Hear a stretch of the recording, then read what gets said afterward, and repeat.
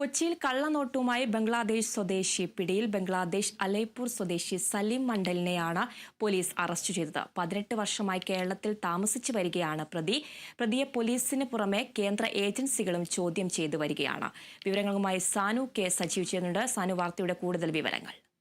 ആതിര, കള്ളനോട്ടുമായി പെരുമ്പാവൂരിൽ നിന്നാണ് ഈ ബംഗ്ലാദേശ് സ്വദേശിനെ പിടികൂടിയിരിക്കുന്നത്. ബംഗ്ലാദേശ് അലൈപൂർ സ്വദേശി സലീം മണ്ഡലിനെയാണ് പെരുമ്പാവൂർ പോലീസ് അറസ്റ്റ് ചെയ്തത്. ഇയാൾ 18 വർഷമായിട്ട് കേരളത്തിലെ വിവിധ പ്രദേശങ്ങളിൽ കഴിഞ്ഞു വരികയാണ്.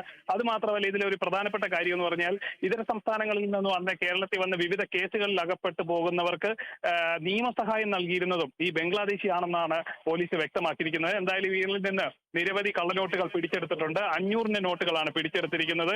ജില്ലാ പോലീസ് മേധാവിയുടെ നേതൃത്വത്തിൽ ഇദ്ദേഹത്തെ ജില്ലാ പോലീസ് ആസ്ഥാനത്തെത്തിച്ച് ചോദ്യം ചെയ്തിരുന്നു. തുടർന്ന് എറണാകുളത്ത് IB-യിലെ മുതിർന്ന ഉദ്യോഗസ്ഥരടക്കം ഇയാളെ മാറി മാറി ചോദ്യം ചെയ്ത് വരികയാണ്. അതേപോലെ തന്നെ വ്യാജ ആധാറും വ്യാജ രേഖകളുമായിട്ടാണ് ഇയാൾ ഈ 18 വർഷമായിട്ട് ഇന്ത്യയിൽ തങ്ങുന്നത്. അതായത് പശ്ചിമ ബംഗാളിൽ നിന്നാണ് ഇദ്ദേഹം ഇത്തരത്തിൽ വ്യാജരേഖകൾ നിർമ്മിച്ചതെന്നും പോലീസ് വ്യക്തമാക്കിയിട്ടുണ്ട്. അതേപോലെ തന്നെ വിവിധ മോഷണ കേസുകളിൽ പ്രതി കൂടിയാണ് ഈ പോലീസ് പിടികൂടിയിരിക്കുന്ന വ്യക്തി. അതിരാ